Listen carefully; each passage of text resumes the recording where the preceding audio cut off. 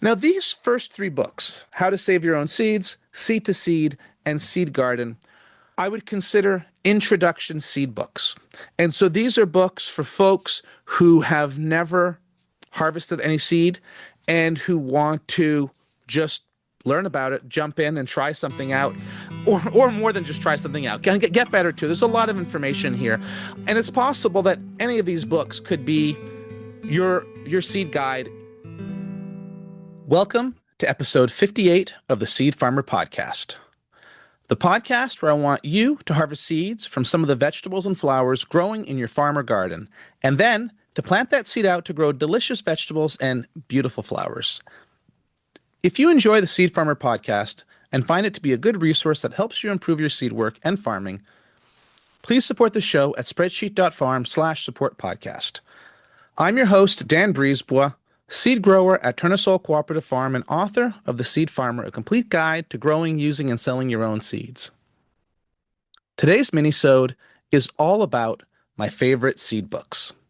But first, a little news about another book, The Profitable Farmer. That's my new book that I'm co-writing with Julia Shanks, who wrote The Farmer's Office, and that's coming out this fall in November, if I'm right. Julia and I talked about the book back in episode 45, and at that point, we had submitted the first manuscript to the publisher, and also we sent it to a few peer reviewers, 10 people or so. We got everybody's feedback by the end of December, and then in January and February, we just leaned into it, and we basically sort of tore apart the book. Some chapters didn't change too much, and other chapters changed dramatically, but we tore it apart and put it back together based on everything everybody told us. And I spent a lot of time on the tables and spreadsheets and the flow of information through the book. Julia spent a lot of time on making sure it read well and that the stories were coherent. And I mean, we both did both of those things, but those are kind of the hats that we wound up wearing. It was interesting seeing our different editing styles and writing preferences. And then in mid-February, we submitted the final manuscript to the publisher. And I've submitted a few books now, and I've also, I submit articles. And one thing I often find is that after I've submitted it, the next day I wake up thinking, what have I just submitted? And have lost complete faith in everything I've done. And this book was a little bit different to feeling afterwards. And maybe it's because of writing with Julia, but I had a different relationship with it because I had a co-author that I was touching base with all the time. And that last time, like the last, 5 or 6 days before we submitted the final manuscript, and I just sat down with it and read every word from beginning to end, I was thinking this book is really solid, and I was really impressed that we had. Even compared to the previous manuscript, it was so much better. Anyway, so we submitted the book in mid-February, and I thought I had a little bit of time to not think about it, but we actually suddenly got pictures of the potential cover, and we had to touch base on that and kind of finalize something quickly, and then I got to forget about the book for a couple weeks. So we submitted a final manuscript, but there's still months of work to do. At this point, what happens, there's copy editing. So that's making sure that, it reads well, there's no typos and that kind of stuff. And Julia and I are meeting with our copy editor in the next couple days to do that. And that's going to be a month or two to, finish to polish the text. And then it goes into layout, which is where you start to see what it looks like. And that's really exciting. That's often when I have a lot of crisis of confidence in the book. It's the layout where I start to see what it's going to be, and I start to fall back in love with it. And so it's really fun when we get to layout. But that's still a couple months. And then after layout, well, they're still looking for folks who might write endorsements on the cover and some stuff like that. But then that's the easy part. So that's where the Profitable Farmer book is. And I'm really excited for all of you to read it. It's not so seedy as the books we're going to talk about in a moment. But if you're farming, this book is definitely going to help you. So you'll definitely hear more about that over the summer and into the fall. And let's get into today's mini-sode, which are my 5 or 6 favorite seed books.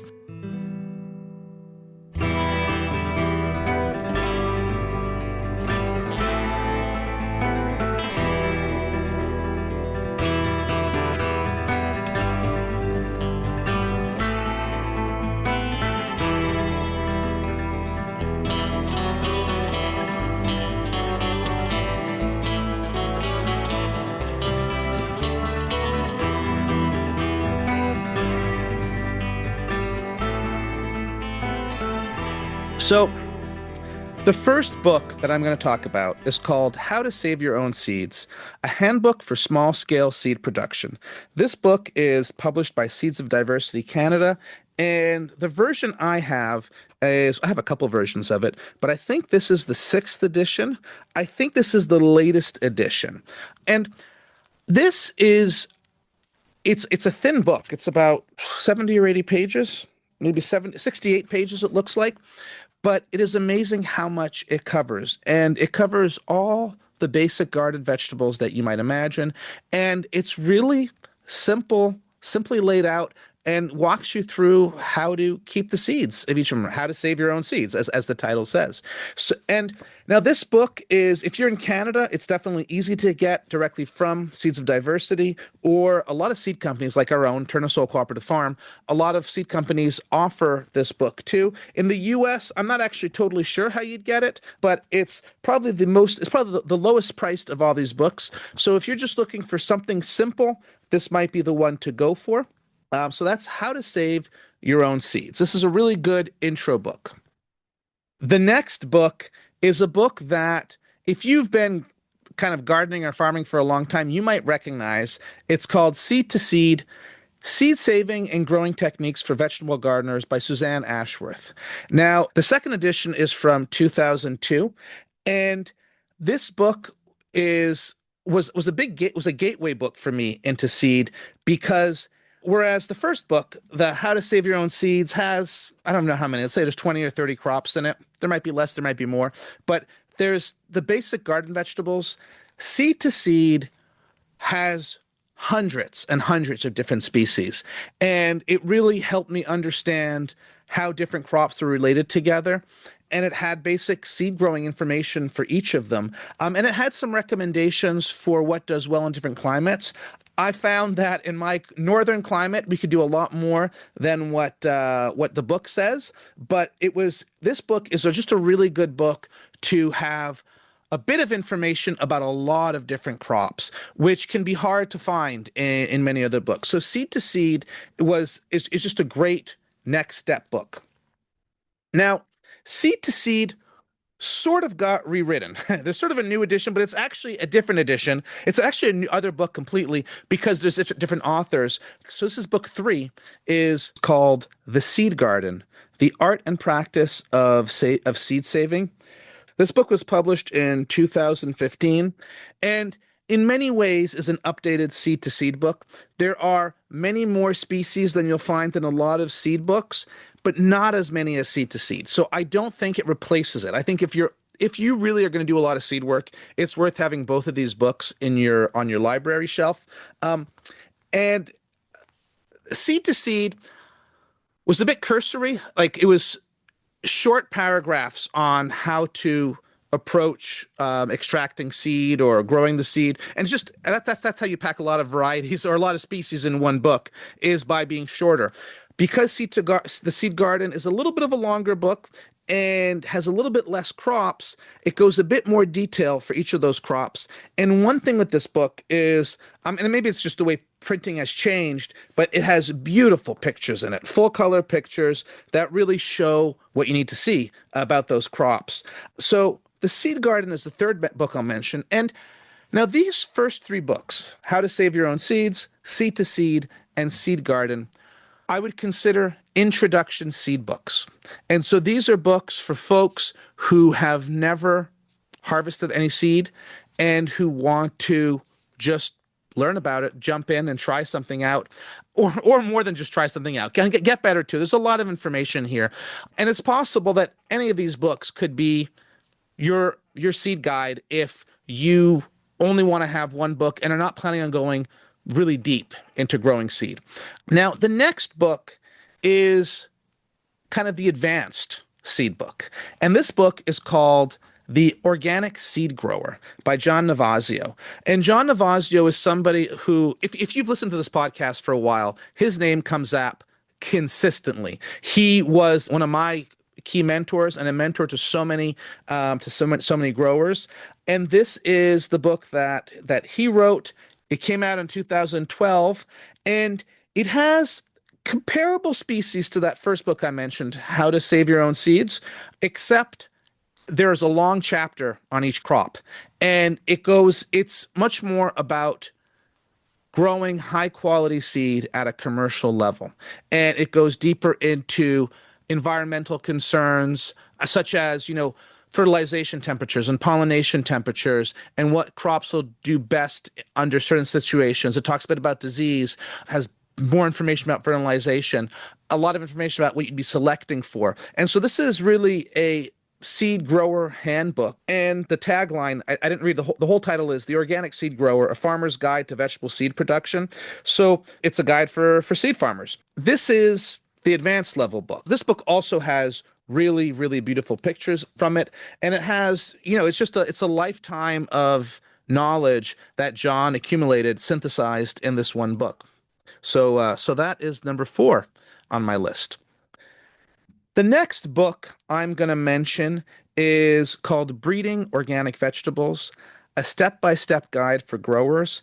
This is written by Rowan White and Brian Connolly. Rowan White was on episode 5 of the Seed Farmer podcast, so you can go listen to that.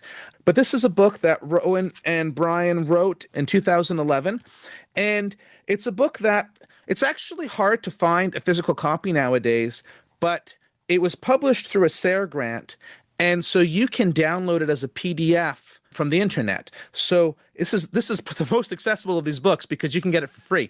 And it's a short book. It's under 100 pages, just under 100 pages, and it's a beginner's guide to breeding organic vegetables. It goes through the basic science, and then it goes into a number of different strategies you might have for different kinds of crops. And then there are case studies of different vegetables or varieties that folks have grown. So like for farmer breeding, on-farm breeding.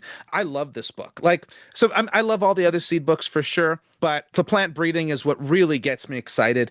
And if you have never dabbled with breeding, or you've gotten excited about some of the conversations that you've heard on this podcast, or even if you're already doing your own plant breeding, you're going to love this book. So it's Breeding Organic Vegetables, a step-by-step guide for growers. And then this brings me to the last book, or we'll say the before last book, but the main last book, Breed Your Own Vegetable Varieties by Carol Deppe. This book is published, the second edition, it's the second edition, is that right? Is published in 2000. And this is a book that it's that's not that long. It's it's like 300 pages. This is the book where I learned most of my initial plant breeding information. I think I read it just as I started working with seeds, and it just expanded my mind about what you can do. And Carol Deppe has been breeding varieties on farm for a very long time and has a really clear way to explain what you need to know, both in terms of genetics and what to do. And I find also Carol Deppe has these really practical hands-on ways to do plant breeding in small space and kind of with not the least amount of effort, but the least amount of plants that you can figure out, because not everybody has the space to grow thousands and thousands of varieties looking for specific individuals. And so Carol, I think that she's growing in that context also. So Breed Your Own Vegetable Varieties and Breeding Organic Vegetables, those are the advanced level seed books. Now, if you're new to growing seed, don't be afraid to read these books if they excite you. They're just going to give you more and more ideas. And both of these writers do have a beginning grower kind of mindset too, and really explain it easily and simply and make you feel like you can breed your own vegetable varieties. So I recommend those 2 books also. And then I recommend all 6 books. That's why we're having this episode. And I guess I should just mention my own book, The Seed Farmer, A Complete Guide to Growing, Using, and Selling Your Own Seeds. Some of what you'll find in these books is definitely something that you'll find in my book. And I know when I wrote The Seed Farmer, I was trying to answer all the questions. I wasn't getting answers in all these other books combined, but you do find elements from these other books. I learned a lot from these other books. I learned a lot from other farmers, so it's hard to not be influenced by them. And sometimes the approach is different, sometimes it's similar. And so The Seed Farmer is broken into 3 main parts. The first is about coming to seed when you've never grown seed, having that first seed mindset. And that first seed mindset, I don't think is really as clear in any of these books. I think that's something that's distinct that I have in this book. The second part is going crop through crop on how to harvest the seed, how to clean and extract it. Some of it is similar to what you'll find in these books. I've also added the twist of what that looks like on a market garden. And then the third book is going further, and some of it is about stewardship, some of it is about plant breeding. So you'll see some of what's in these other plant breeding books, kind of a case study, not as in depth though as in the Carol Deppe book or Rowan White and Brian Connolly's book. They definitely go further in it. The Seed Farmer is the only book of these that gets into crop planning, gets into also selling seed if you want to do that, and maybe just kind of larger scale. So those are my favorite seed books.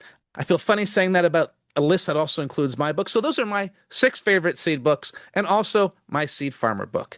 And I bet there's one of these 7 books that you're going to love. So if you're looking for something to read as you're getting ready for the growing season to inspire you to grow some seed this season, you can't go wrong with any of these books. And that's another mini-sode of the Seed Farmer podcast.